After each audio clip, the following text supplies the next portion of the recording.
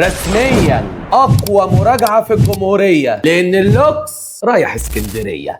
برحب بشباب ثانويه عامه، اهلا وسهلا بيكم مع دكتور جوزيف عادل. ازيكم يا وحوش؟ يا رب تكونوا بخير وافضل صحه وافضل حال يا ولد. لا احنا سامعين كل شويه اللوكس في كل حته في مصر، وشايف بحر وشايف قبطان وشايف نوه وشايف مصايب وكومنتات غريبه بتتكتب. يا ترى ايه القصه بقى يا لوكس؟ رسميا اقوى مراجعه في الجمهوريه لان اللوكس رايح اسكندريه. يا حلاوه الجمال وحلاوه الجمبري يا جميل انت عسل يا ملك ستانلي. رسميا يا ولاد احنا ان شاء الله باذن ربنا هننور مدينه الاسكندريه وطلابنا اللوكسويه اللي ماليين اسكندريه. الطلاب فعلا اللي روحهم جميله جدا، اللي محبتهم كبيره جدا جدا، اللي عاملين روح للسنه الكئيبه دي بصراحه يعني. فاحنا قررنا بصراحه ان احنا دايما نكون جنب طلابنا وان احنا ننزل نقابلهم فيس تو فيس، نشوفهم، نطمن عليهم، نصور معاهم، نظبط معاهم الحته العلميه. وعلشان كده مفيش اجمل من العضويه يا طلاب اسكندريه. ولذلك يا ولاد ان شاء الله قررنا نعمل نوه. انا مش شايف نوهات في الكلام يا جماعه، حتى دي بتراكم. قلنا نعمل زلزال ونوه في قلب مدينه الاسكندريه مع طلابنا اللوكسويه، واقوى وورك شوب على الاورجانيك كيمستري بارت 1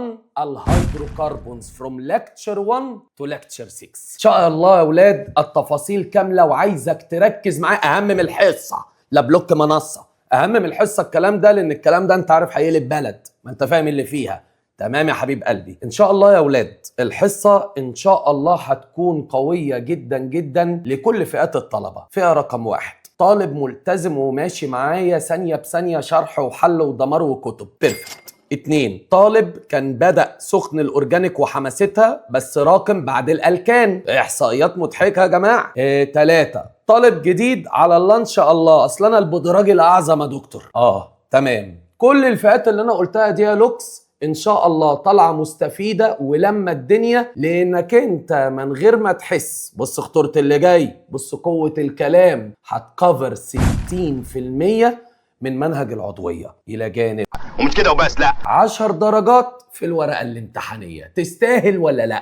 زينه والله زينه. انا لو مكانك طيران يابا، طيران ما فيهاش نقاش. ان شاء الله يا اولاد محتوى المعسكر اللوكساوي اللي على 60 ناوي هيكون كالاتي. احنا ان شاء الله يا اولاد هنكون محتوى الحصة شرح تفصيلي للعائلات والنومنكليتشر، مخططات مايند مابس رابطة الدنيا، وانت عارف ملوك التربيط في مصر هو مين يا ولا؟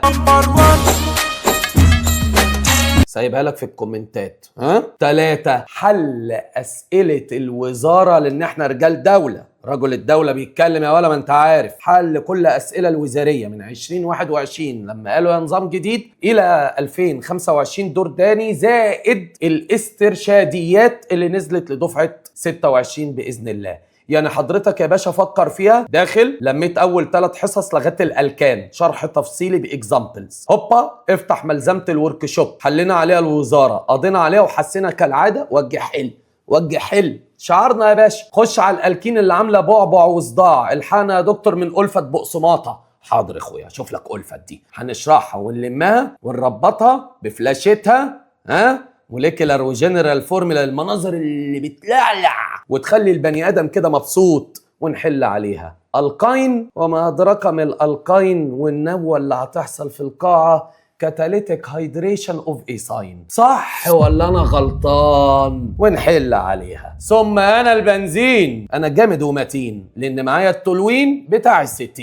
نشرح ونحل عليها. ان شاء الله يا اولاد بجد المحتوى قوي جدا ده، وانا بكلمك خفت مش عارف ليه ومتحمس ليه.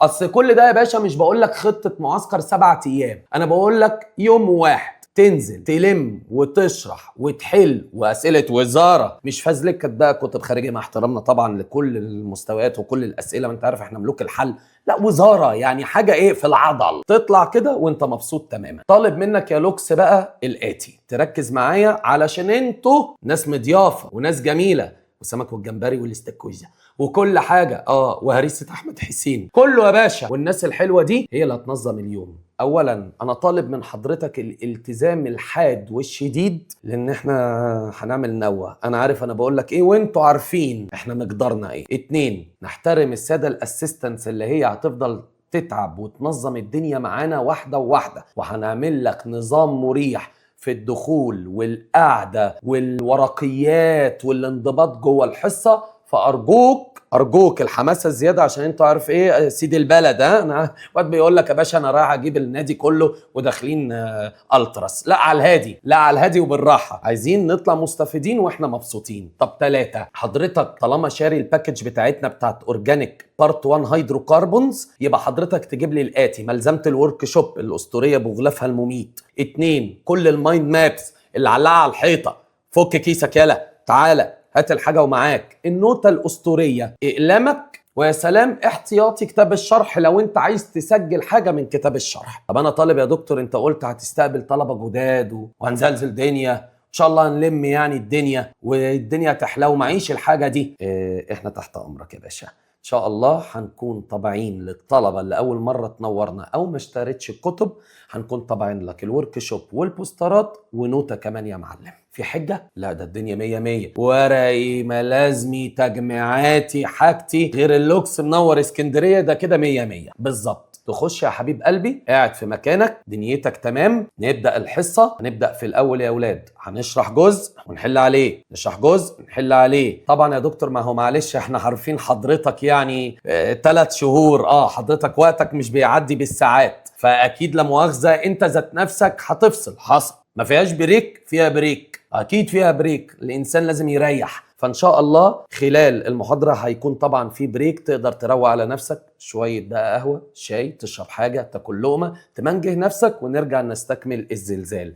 بس بعد ما نرجع مش هنقضيها تفخيد ومود، اوعى ولا نرجع بكل حماسنا، عشان زي ما بقول لك 10 درجات في جيبك، 60% من منهج الاورجانيك اللي انت عارف عامل ايه في السوق كويس. وبعد الاسترشاديات اللغه اللي قلت لك عليها في الحصص، ايه الاسئله دي؟ ACN دي لا يا باشا، انت ترد على الناس كلها باذن الله. فهمت هنعمل ايه في الحصه حبيب قلبي؟ تمام. خلال الحصه بقى يا دكتوره مفيش حاجه هتروق علينا يا باشا، بدل ما تروق عليا انت، ده انا شايف انت وعدني في الحصص والكومنتات، ولا هي هنبقى اما هي نور يا عرابي يا عم مراد يا عم محمد يا هاني يا عمي، فين الحاجه؟ بس طالما انتوا محتاجين حاجه يا باشا، اوعدك خلال الحصه. انا طبعا انت عارف شغلي في التصوير، انا كأن معايا 70 واحد جوه قاعد ويايا، صح؟ ما هو صادي بقى جيش اللوكس الحقيقي والرد الحقيقي على الارض، مش بالسفلات، حقيقي علم وشغل وزلزال. ان شاء الله مع كل حته هتلاقي مسابقات بالزوفه جوه الحصه. رقم 1 واحنا بنلم وبنشرح هعمل لك شعار شفتك فين قبل كده، بوز. هنا ما فيهاش بوز بقى، رفع الايد. اللي هيجاوب روق عليه بفلوس. فلوس ايه يا راجل؟ فلوس ايه؟ ده انا ليا 13,000 دولار، اما انا مش هروح انا عاصمه. لا مفيش عاصمه، العاصمه جايه لك يا حبيبي، ما تقلقش. نقدي صوت صوره دليل، في اجمل من كده؟ تستلم وقتي. 1 2 مش احنا هنحل؟ هعلمك ازاي تحل يا ولا. بعد كده فقره انتوا هتحلوا في صمت، ما اسمع قلم يتدب، سايلنت مود اون. بعد كده هنبدا نتناقش، كل واحد هيجاوب ليه جوائز عنه، توتو وشوكولاتات وحاجات تانية مش هحرقها لك. 3 مسابقه في نهايه اليوم يا معلم، نعمل مسابقه مختلفه وقويه جدا. اقوى مدارس موجوده في محافظه الاسكندريه اللوكس، هنطلع تيم من المدرسه رقم 1 وتيم من مدرسه رقم 2، وهنعمل مسابقه نوويه ذريه. تيمين قصادنا على المسرح هيتنافسوا، وهبقى اقول لك على النظام بتاعه عشان ما اطولش عليك دلوقتي جوه الحصه. طب والتيم اللي هيكسب يا دكتور طالع مني 10,000 جنيه نقدا، التيم كله يشبرق بيها. واحد بقى ياخدها ويجري، مش قصتي. اصل بص جوزيف عاتل طلع حرام، انا ماليش دعوه يابا. يا اما توزعوها على بعض يا اما بالاخوه، تعد ورايا صوت صوره دليل. 10,000 يا باشا. المسابقه الاخيره بس دي صعبه عليكم، لان ده اللي هيعملها بصراحه انا لسه ما رصدتش مكافاه، انا راجل دغري وياك. هنعمل مسابقه قلد اللوكس من روح الاونلاين والحصص بتاعته. اللي هتظبط معاه ده بقى ليه هديه من عندي انا، سيبك من الهمبكه اللي بنقولها دي بقى، كلها من عندي انا هديه معتبره، لان مستحيل حد يلاقي بقى بصراحه الكاركتر ابن المجنونه ده يعني بصراحه يعني. بس لو حد نجح بصراحه يا اولاد انا هروق عليه شخصيا. ده ايه الجمال ده؟ شرح، حل، فلاشات، تجميعات، مسابقات، وبدل واحده تقريبا حضرتك يا دكتور في وعيك في وعي 5 ومفيش لاغي، صوت صوره دليل. كلام حلو كده والدنيا مبسوطه وجميله، عسل. طيب حضرتك بقى يا دكتور دلوقتي احنا ان شاء الله اليوم الساعة التاريخ تطقطق ودانك بإذن الله. المراجعة اللي انا بحكي لك عليها دي ان شاء الله يوم الجمعة 3/4/2026 في قاعة فريال سينما بمحطة الرمل. ركز في التفاصيل، كل بقى العناوين كل حاجتك هتبقى موجودة في الكومنتات والديسكريبشن، ما تقلقش. بس يوم ايه يابا اللي فيها النوة؟ عشان مش شايف الارصاد اتكلمت يعني. وبقول لهم انت 3/4 الجمعة قاعة في ريال سينما بمحطة الرمل، الساعة 1 بعد الصلاة. نايم كويس، تصحى تصلي كده بقى وتدعي لنا كده وتدعي لنفسك على اليوم العملاق ده، تيجي نخش بهدوء ونرزع. ماشي يا اولاد؟ طيب النقطة المهمة بقى، ويا رب ما تراكموها، انا بقيت خايف بس يعني انتوا املي الاخير لكي اتصالح مع هذه الدفعة. انا ده اخر امل عندي، انا بجد انا عندي طموحات رهيبة، انا رايح ان انا ارجع مردود فيا الروح بقى. نوصل يا دكتور ونحجز ازاي؟ ده سؤال خطير يا جماعه، ويا رب يا رب تسمعوني كويس. الكلام بسيط والله، ما هي فيزياء. لا ما انا مش هقول لك هي مش فيزياء. تمام، بص المفاجاه يا لولو، بص يا لوكس اهو الراجل بتاع الاصفار. لا دلوقتي مش هيشيل الاصفار، دلوقتي هيشيل الستينايه. ايه ده يا باشا؟ التذكره اللوكس يا باشا، جاي لك بالقبطان جاي. التذاكر يا باشا دي التيكت يا معلم اللي انت صدقني سامحني عشان النظام لازم تخش بيها القاعه. التيكت دي احصل عليها ازاي يا دكتور؟ وانا بكلمك اهو، انا مسؤول عن كلامي وانا بكلمك. التذاكر موجوده في سناتر اسكندريه. فين؟ هقول لك بالظبط. رقم 1 سنتر الفردوس بكل فروعه. نمرة 2 سنتر طيبة بالعجمي والهانوفيل والبيطش وابو يوسف والجمال والحلاوة. التذاكر موجودة دلوقتي. سعر التذكرة كام يا لوكس؟ شاملة كل اللي بقولك عليها 150 جنيه. ما هو انا هعود خلي بالك جنيه، ونلعبه ونركبه ونفطره ونتعشوا. يا باشا انا جاهز. التذكرة حضرتك متواجدة في السناتر وكل تفاصيل السناتر بعناوين. بص بقى، عناوين، لوكيشن، ارقام تليفونات. ابوس ايدك اقرا الديسكريبشن والكومنتات عشان خاطر تعب نفسك. تمام يا حبيب قلبي؟ مفاجاه جميله جدا جدا وبنشكر بيها سنتر الفردوس، بصراحه تعاون غير عادي. طب والطلبه اللي بعيده عن اللوكيشن ده يا دكتور نعمل ايه؟ هتتواصل على تليفونات السنتر عشان خاطر يا اولاد مش الصفحه. انا ما اقدر يعني اجي اسيب شغلي واجي اوزع. يا حبيب قلبي برضه احترموا، اعلوا الكلمه، اعلوا الكلمه. هنعمل ايه بقى يا حبيبي؟ هتتواصل مع السنتر. مكانك فين؟ اكس. السنتر هيجي لك لغايه عندك يا معلم. للناس اللي بعيده عن السنتر علشان ما نعملش زحمه يا اولاد، يعني انت قريب بعد اذنك الحق روح. انت عارف هي هتتنسف ازاي؟ ما تقول لهم يا محمد هاني هي الملازم لما بتوصل ايه اللي بيحصل؟ بلاش نتكلم بقى، صح؟ يبقى انت قريب اجري لو انت ناوي، وعلى ال60 ناوي طيران يابا. طيب بعيد عني يا دكتور وانا جاي يعني جاي. حلو، تكلم السنتر وهو هيجي لك لغايه عندك. والناس بصراحه في قمه التعاون، وانا اشكر الصراحه يا سنتر الفردوس على هذا التعاون الرهيب هذا العام. يعني ليك حجه؟ لا. طيب نيجي لسؤال، التذاكر خلصت يا لوكس، ما انت اللي راكمت. طب قول لي انا اتصرف اعمل ايه؟ قول لي انا اعمل ايه لو واحد هيفضل مستني يا عمي لما نروح يوم الخميس قبل المراجعه بيوم؟ دي حتى يبقى 2/4 ونصها. بلاش هبل، كفايه بقى الحل الهنبقه اللي في الحصص لو سمحت. انا ما اضمنش بعد 2-3 ايه اللي يحصل. فعشان خاطر يا اولاد اللي ناوي يتفضل ويروق يشتري حاجته في جيبه ودنيته اهي. التفاصيل كلها كامله على التيكت يا ابني. محتوى المحاضره، الميعاد، محتوى الاسئله الوزاريه، التعليمات، كل حاجه موجوده صدقني. تمام؟ عشان خاطر يا اولاد ساعدونا في الحته دي عشان انا شايل هم الهجوم، فعشان خاطر يساعدونا واحنا خدامينكم. انتوا عارفين لو المكان يسمح باعداد زياده هنوفر على قد ما نقدر، بس خلي بالك الاعداد محدوده والتذاكر محدوده علشان خاطر نعمل حاجه تليق بيك والدنيا تبقى لوكس اللوكس. ماشي يا اولاد؟ فهمتوا هتجيبوا التذاكر ازاي؟ انا خايف منكم بصراحه. بص وانا بتكلم واحد في الكومنت اهو والله شايفك، هو مش توقعات امتحان، شايفك اجيب التذاكر ازاي؟ هو في تحويل فودافون كاش؟ يا ابني الله يبارك لك عشان خاطري مين السنتر؟ طلع جوزيف ومنظومته بره الموضوع. الناس مركزه الاسبوع ده كله لاجل خدمتكم. تمام يا اولاد؟ 100 ارجوك راجع كادرات لان هطلع ايه؟ انا القائد السفينه. انا عايز يا جماعه يحصل ضوضاء ودوشه يقبضوا علينا ونتلم عشان نخلص من الثانويه العامه. انا لن اقبل غير بصوت واحد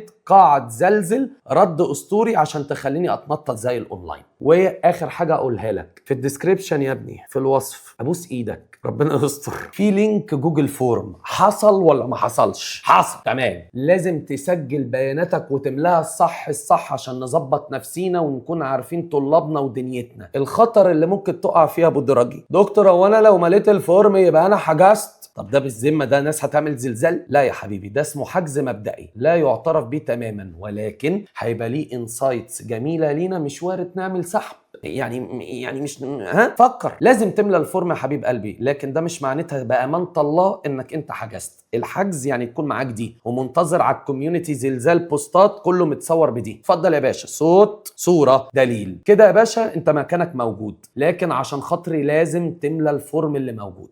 انت فاكر بقى يا لوكس بعد كل الكلام ده كله لما اليوم يخلص خلاص باي باي سي يو النكست بارت؟ لا يا باشا، بعد ما هنخلص المراجعة الطلبة اللي حضرت في القاعة إن شاء الله عشان نطمن إن أنت استفدت، وأنت محتاج ده مش ضغط، تطمن إن أنت استفدت، هنعمل لك امتحان شامل على ال6 محاضرات يا حبيب قلبي. والامتحان ده لطلاب اسكندرية فقط، حصريا ليكوا انتوا بس. يعني في المنصة هنسلكت اللي حضروا، هنعمل لهم امتحان شامل على أول 6 محاضرات، تفاصيله بعدين عشان ما نطولش عليكم الوقت. ولكن المفاجأة بقى، حتى لما اسيبك يا لوكس في استلام توتو. ليه؟ لأن أول 5 مراكز هيكسبوا الأعلى درجات في أقل وقت. هيبقى ليهم مفاجأة محترمة جدا جدا جدا جدا، بالذات في المراجعات النهائية. التزم في الحصة وركز معايا عشان لسه عندك فرصة كمان ان انت تكسب من الامتحان الشامل الخصوصي للطلبة دي فقط، وكمان هنكسب 5 يا باشا.